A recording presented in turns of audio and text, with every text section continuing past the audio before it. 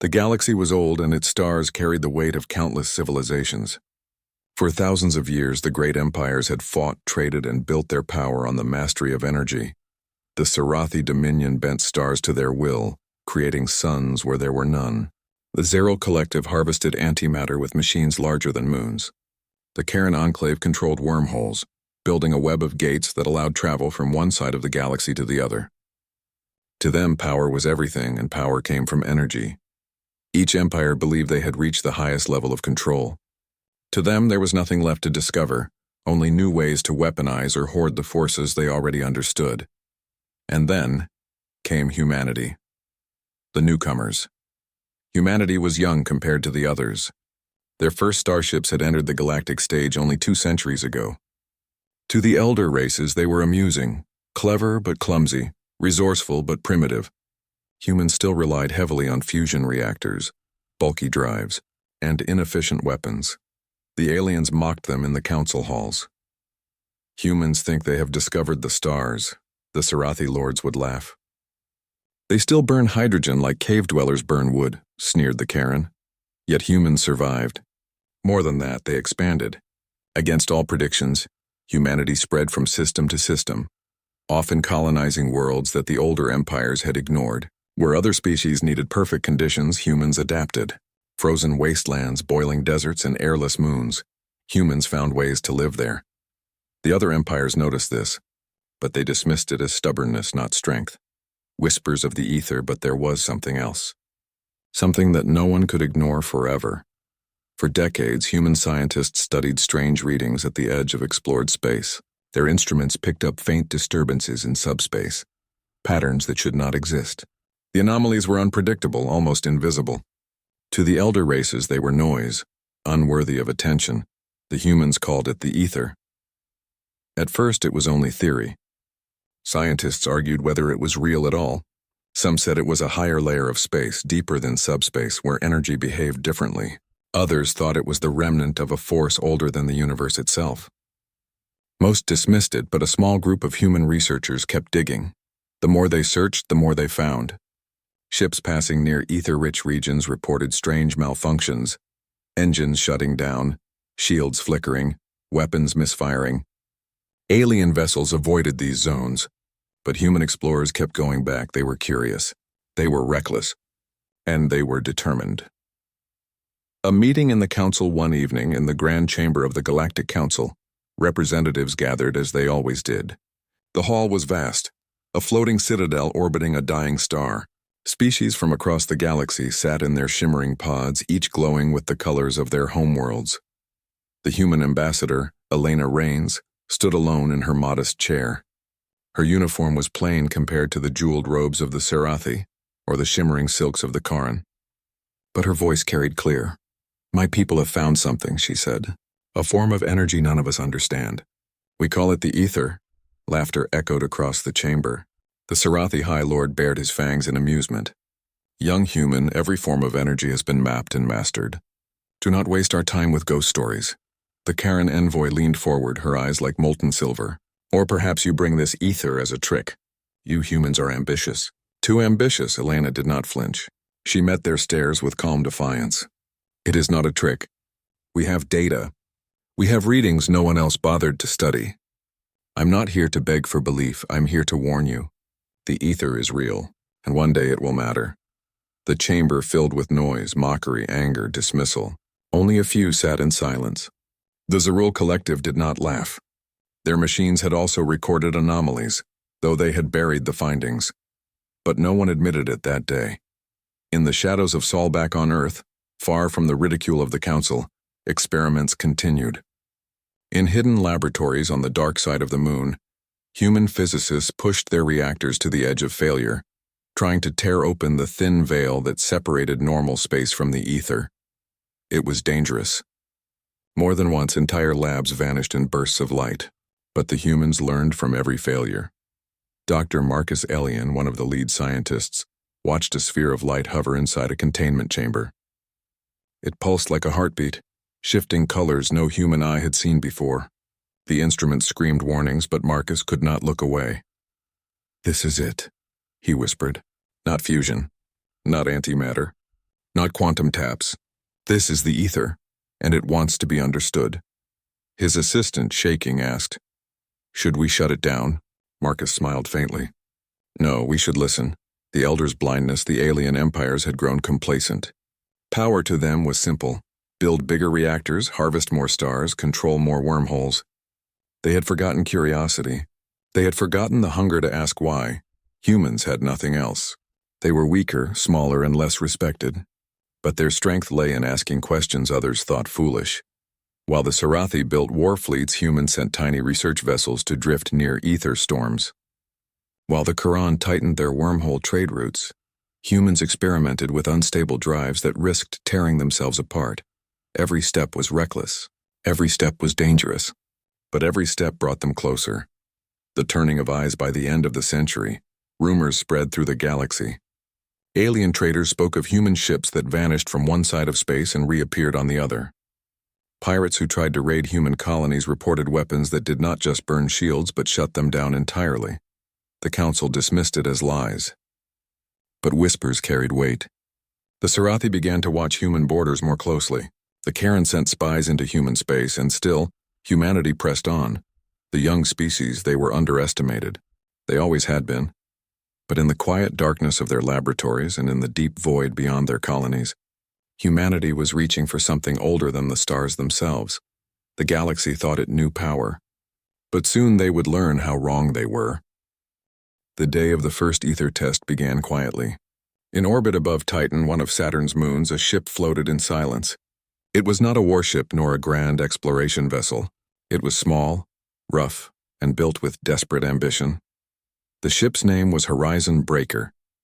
Inside its steel walls, a crew of 20 humans prepared for what could either change the future or kill them instantly. The test ship captain, Adrian Holt, stood on the bridge, his hands tight around the railing. He was not a scientist, but he understood risk. Every part of his instincts told him this was madness. But humanity had always lived by risking madness. "How stable is the core?" he asked. Dr. Marcus Elion, the same scientist who once watched the first ether sphere in a lab, replied from the console. His face was pale but determined. "As stable as it can be. We built the chamber to contain it, but once we open the channel, we'll be in uncharted territory." Adrian gave a short laugh. "That's the polite way of saying we might explode." Marcus smiled faintly. "Yes, but if it works, Captain, nothing will ever be the same again." The ether drive.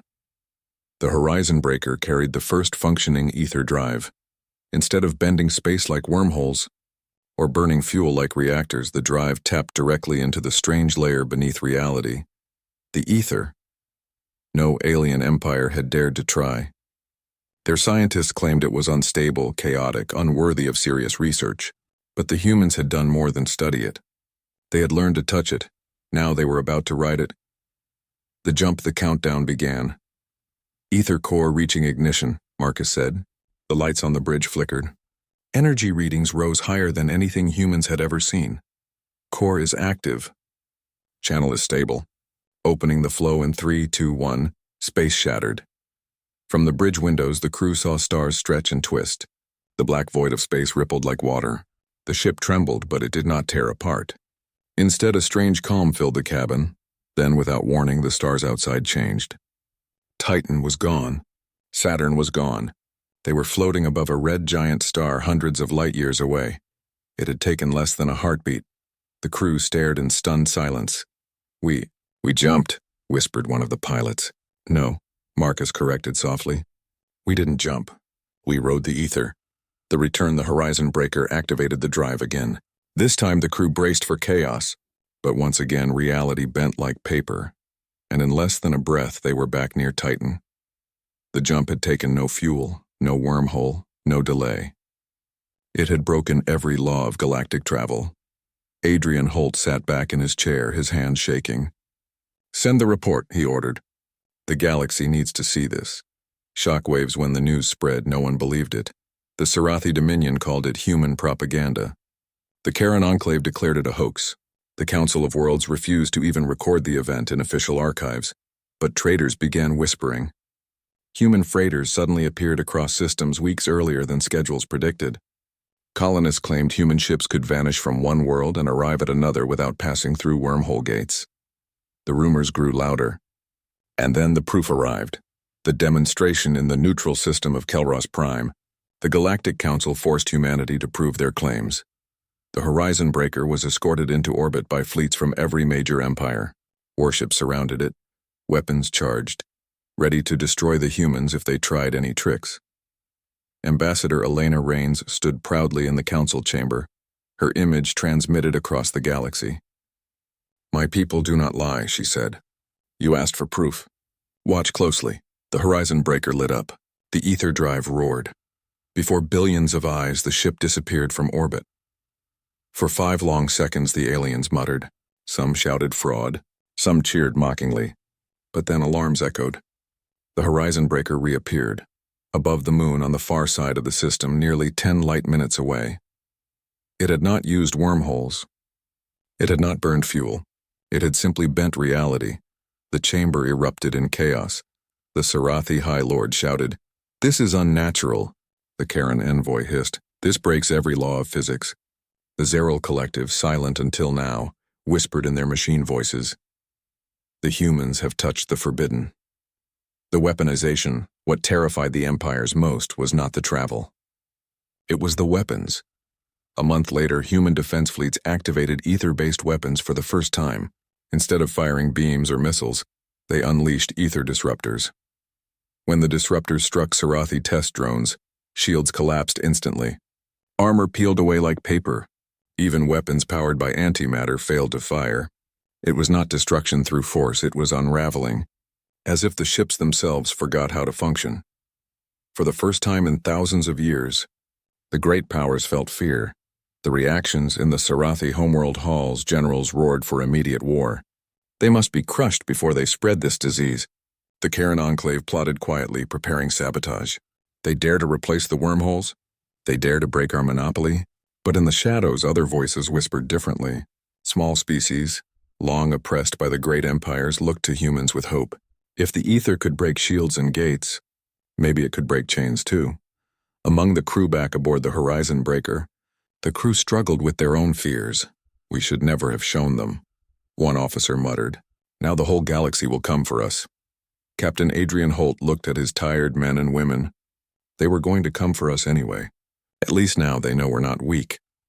Marcus Elian added softly, "We haven't even begun to understand the full power of the ether. What we showed today is just the first spark. There is more, much more."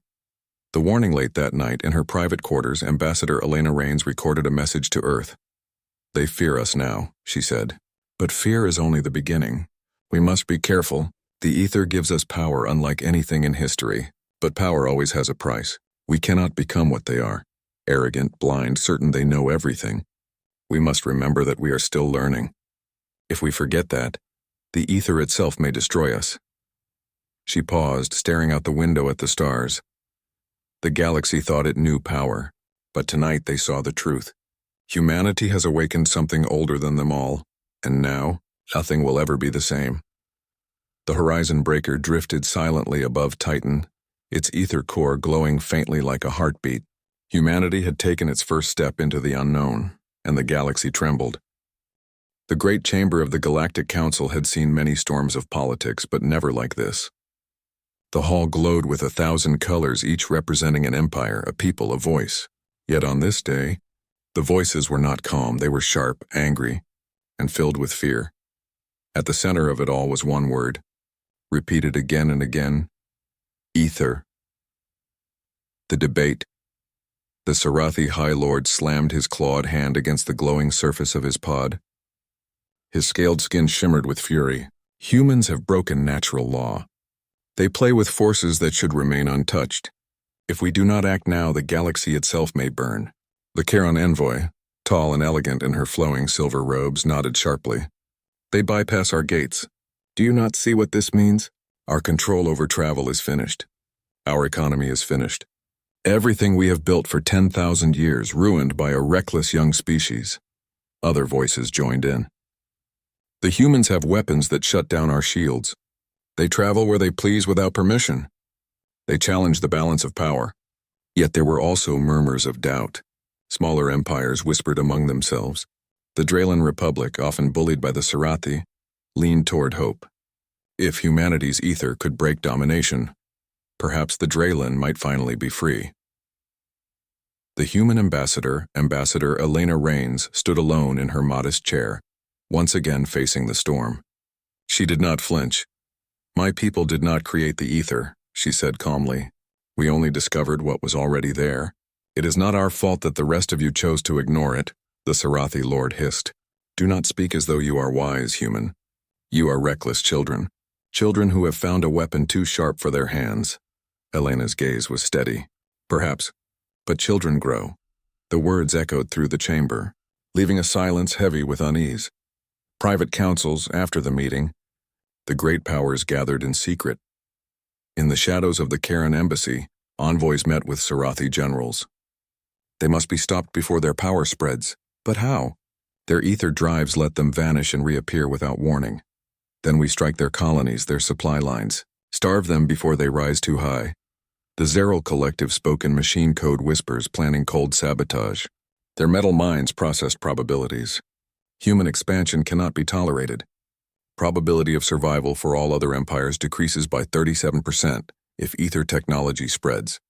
Solution: eliminate researchers. Destroy data. Contain humans before contagion spreads. The galaxy was beginning to plot against humanity.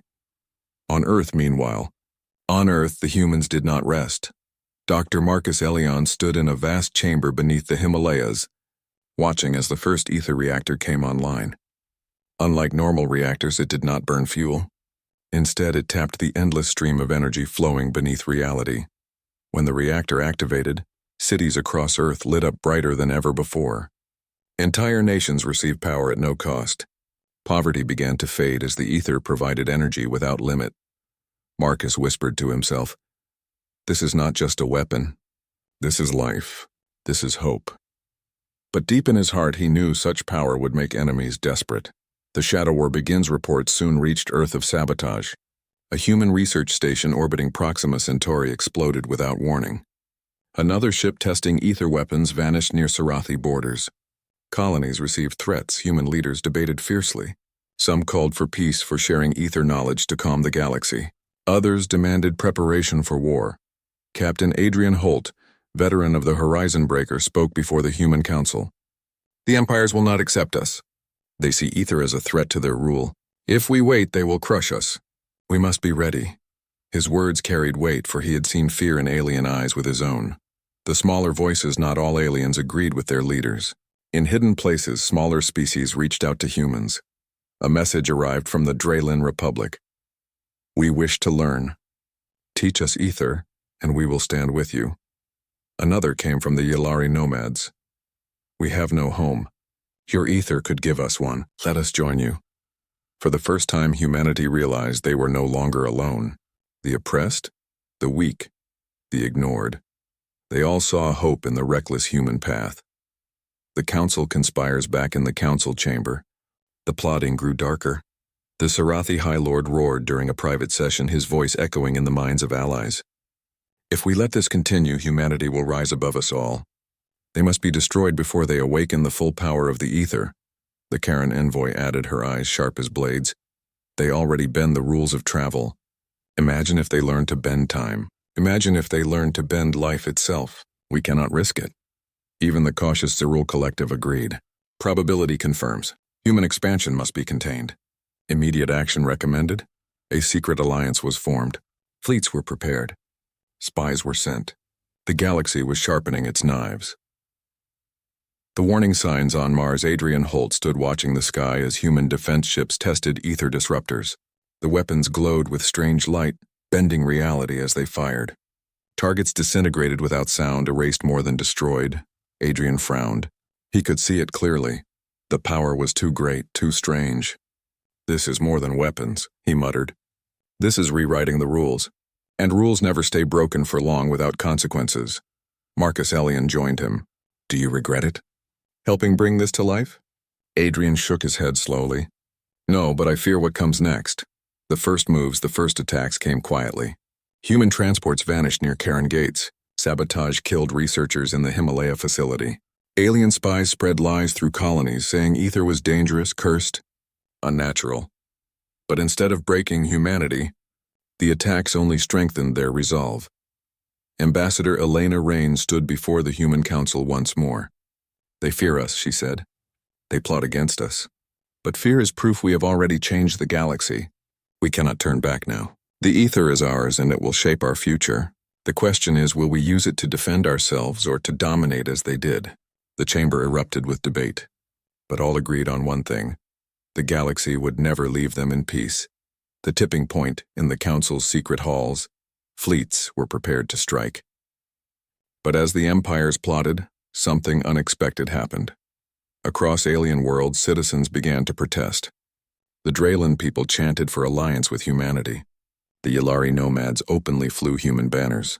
Even within Sarathi space, whispers spread that maybe the humans were not a threat, but a chance for freedom from endless old wars. The leaders grew desperate. They had wanted to contain humanity quietly, but now their own people demanded answers. The spark had spread, the ending shadow back on Earth. Marcus Elian stared at the glowing ether reactor, his face lit by strange light. He knew what the others did not.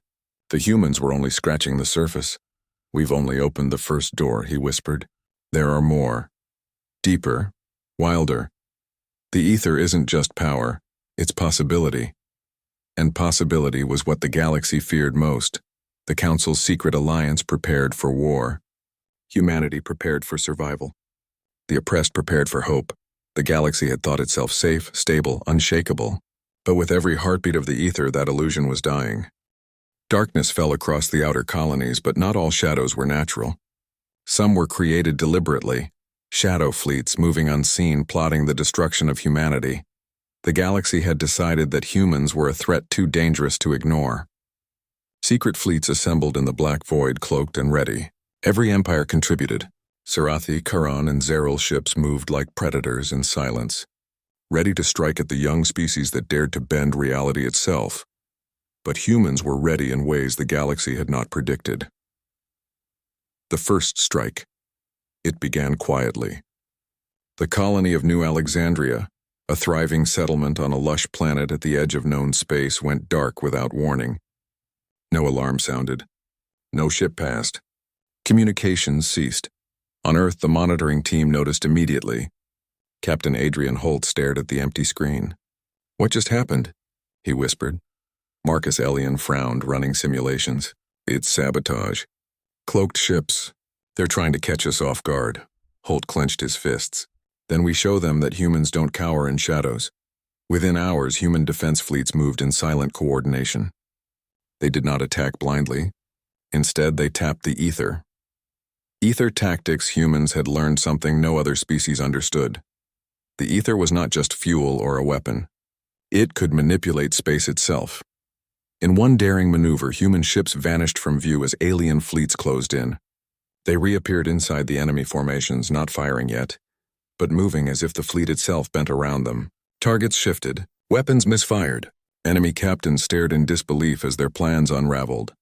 Captain Holt watched the battlefield through his console. "It's like the galaxy itself is helping us," he muttered. Marcus Elian, standing behind him, shook his head. "No, the ether is alive in a way. It reacts, it responds. We only have to guide it." The shadow fleets, the Sarathi and Karan commanders, could not comprehend what was happening. Their spies reported human numbers, but sensors no longer worked the same way. Ships that appeared on one side of space instantly vanished and reappeared elsewhere. Missiles that had always hit their targets turned back on the launchers. "Impossible," the Karan envoy hissed over secure lines. "They are cheating reality itself." The Zeril collective analyzed in mechanical tones. Probability of human survival against coordinated fleets, 0.02%. Yet they survive. Probability anomaly detected. Adjust calculations. No calculation could predict humans. No plan could control them. The counterattack humans began striking back, but not with simple force. They targeted enemy supply lines, communication hubs, and energy harvesters. Every attack was precise, surgical, and often seemed to anticipate enemy movements before they happened. On the bridge of the Horizon Breaker, Lieutenant Sarah Voss grinned. "It's like we're reading their minds." Captain Holt shook his head. "No, we're not. The ether is reading their minds. For the first time, the alien fleets understood. The humans were not just using weapons. They were bending the rules of war itself. Collateral courage. In the middle of the fighting, the human crew also saved innocents. Alien worlds caught in the crossfire received warning messages and evacuation guidance. Ships powered by ether shields escorted refugees away from battle zones.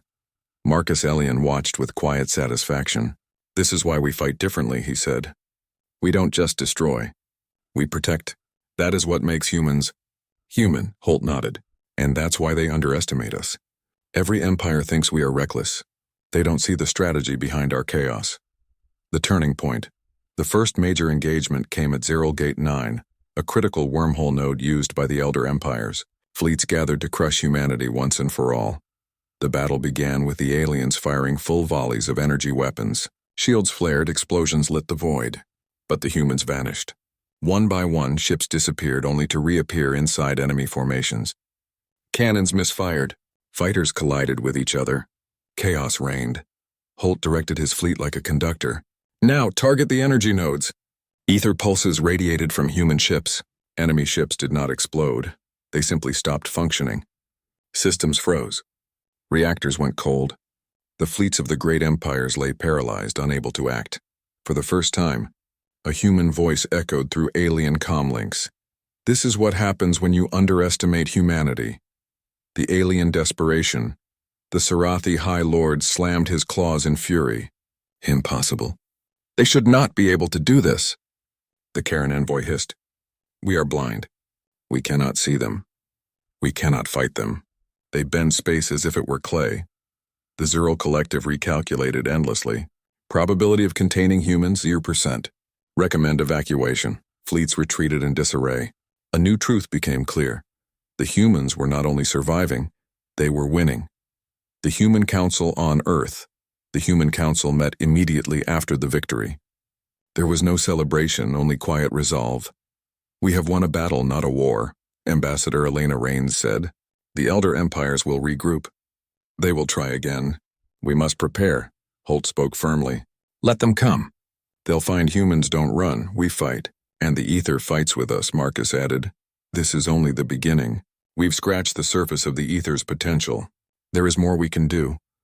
More worlds we can protect. More lives we can save. More ways we can shape reality itself."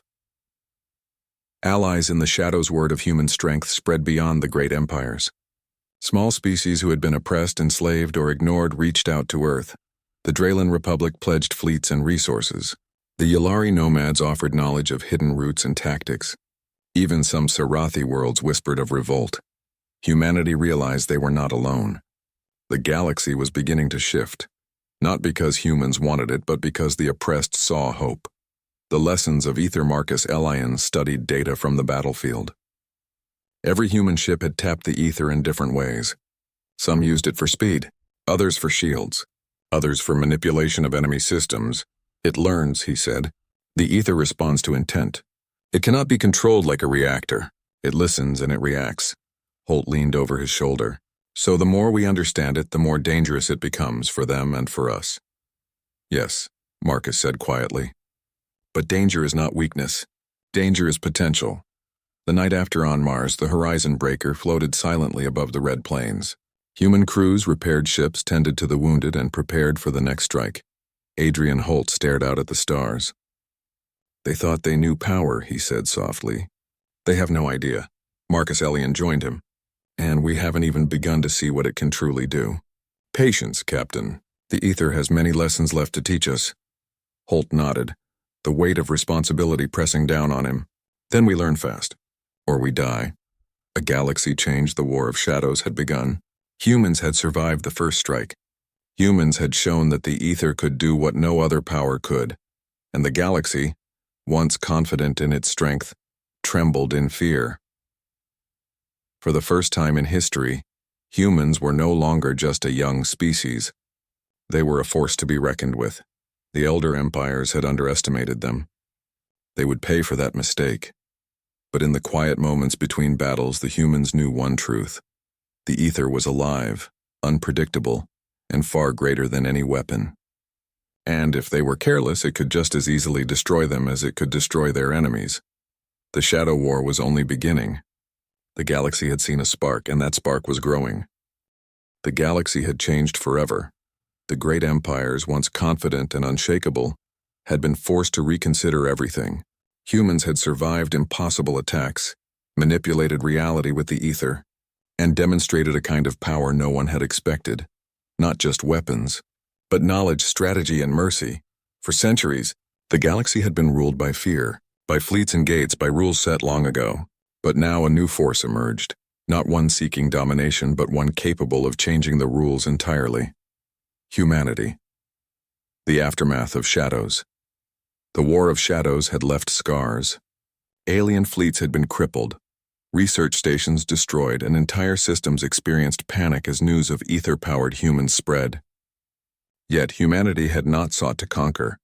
Instead, human fleets moved through the stars, helping the victims of the conflict. Refugees from attacked colonies were escorted to safety. Broken worlds received food, medicine, and energy. Captain Adrian Holt oversaw the operations from the Horizon Breaker, now the flagship of a growing human fleet. They think we are aggressive because we fight, he told his officers. But true strength is protecting, not just destroying. The crew nodded. They understood. The ether gave them power beyond imagination, but it was only truly human when guided by choice, restraint, and care. The Council responds. The Galactic Council convened again, this time with tension and unease. The Sarathi High Lord spoke first, his claws trembling slightly. Humans, you have shown us that we were blind, that we underestimated a young species. What do you seek? Ambassador Elena Rains rose, her voice calm and confident. We seek not to dominate, but to guide. The ether is a gift, but also a responsibility. We offer it not as a weapon, but as a tool, for peace, for growth, for survival. The Karen envoy leaned forward, suspicion in her eyes. And why should we trust humans? You have shattered our fleets. You have bent space itself. Elena smiled faintly. Because we have also saved lives. Because power without purpose is meaningless. Because we are not like you. We are human. Silence fell. The words carried weight. For the first time, the elder empires saw something they had forgotten: courage, compassion, and the drive to survive and adapt, qualities they had long replaced with arrogance and control. The offer of alliance. The humans reached out to smaller species first. The Draylen Republic, once oppressed by the Sarathi, pledged ships and support. The Yalari nomads shared hidden roots and secret knowledge. Colonies that had long been ignored now stood ready to join a larger human-led alliance. Holt stood on the bridge of the Horizon Breaker, watching fleets gather. This is bigger than war, he said. This is the future we can build together. Marcus Elian added, the ether isn't just power. It's a bridge, between worlds, between peoples, between what is and what could be. The first unified fleet with humans as leaders, a new fleet formed. Ships from dozens of species, once enemies, now trained together, learned from humans how to use the ether safely and responsibly. Ether drives powered entire supply lines. Ships that had taken months to traverse systems now reached distant colonies in moments. Weapons became tools for defense. Shields became barriers protecting millions of lives. In a quiet moment, Holt reflected, we didn't just win battles. We taught the galaxy something it forgot long ago. Intelligence, courage, and mercy are the greatest powers of all. The challenge of knowledge, even with victory, humanity did not claim total control.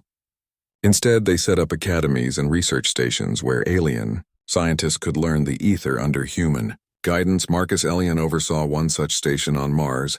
Students from dozens of species studied the strange energy field. Some feared it, some struggled to understand it, but all were guided by the principle humans had discovered. The ether responded to intent, and with intent guided by reason and care, it could achieve incredible things. This is not just energy, Marcus told them. It is possibility.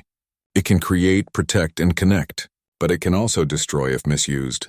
The lesson is not power, it is wisdom. The balance of power. The great empires, humbled but curious, began tentative cooperation. They sent emissaries to human-led fleets, sharing knowledge, building bridges. Old rivalries did not vanish, but a balance emerged. Even the Sarathi High Lord admitted quietly, Perhaps humans were never meant to dominate. Perhaps they were meant to awaken us, all of us, to what we could become. The Karen envoy, still cautious, added, "We may not trust them fully, but we cannot ignore what they have shown. They have reshaped the galaxy. The Zerul Collective, always calculating, simply integrated new probabilities. Humans were now a factor that could not be predicted, and that was both terrifying and fascinating. A human future back on Earth, in the vast cities powered by ether energy, humans began a new chapter. Hunger and poverty declined. Resources were abundant. Exploration expanded beyond anything imagined. Captain Holt walked through a spaceport, seeing children from dozens of species playing together. Traders from alien worlds carried goods across systems freely, aided by ether-powered ships. Scientists debated theories that had once been impossible. Holt smiled. "This is why we fight. This is why we risked everything." Elena Rains joined him. "And this is why we must always remember who we are. Not just humans, but caretakers, explorers, teachers." Holt nodded. "And as long as we do, the galaxy will remember. Humanity is not to be underestimated." The legacy of ether years passed, and the story of the ether became legend. Humans never sought to rule with fear. They shared knowledge, protected the weak, and used power responsibly. For the first time, the galaxy experienced a kind of unity, guided by a species once dismissed as primitive. Ships powered by ether traveled faster than thought possible. Colonies flourished. War became rare because the tools of destruction were tempered by wisdom. And humans, young and untested, had rewritten the rules not through arrogance but through intelligence, courage, and care. Marcus Elian, now old but proud, looked at the stars one evening. "We thought we had power, but the ether taught us something greater. True strength is not what you can destroy. It's what you can protect, what you can create, and what you can inspire." A new galaxy. The Council of Empires still met, but no longer to fight. They met to discuss exploration, trade, and shared knowledge. Humanity led cautiously, reminding all that the ether was a gift, not a weapon. Captain Holt stood aboard the Horizon Breaker, looking out over a fleet of ships from dozens of species. They were ready to face the unknown together. The galaxy had once thought it knew power. It had been wrong. Humanity had tapped the ether, and in doing so they had not just gained unmatched strength, they had shown the universe a new path. One of courage, wisdom, and unity. And so for the first time in history, the stars belonged to everyone. Guided by humanity's daring, ingenuity, and heart, the galaxy had changed forever. Humanity had awakened something older and greater than anyone could imagine. And in the silence of space, the ether pulsed gently as if in approval.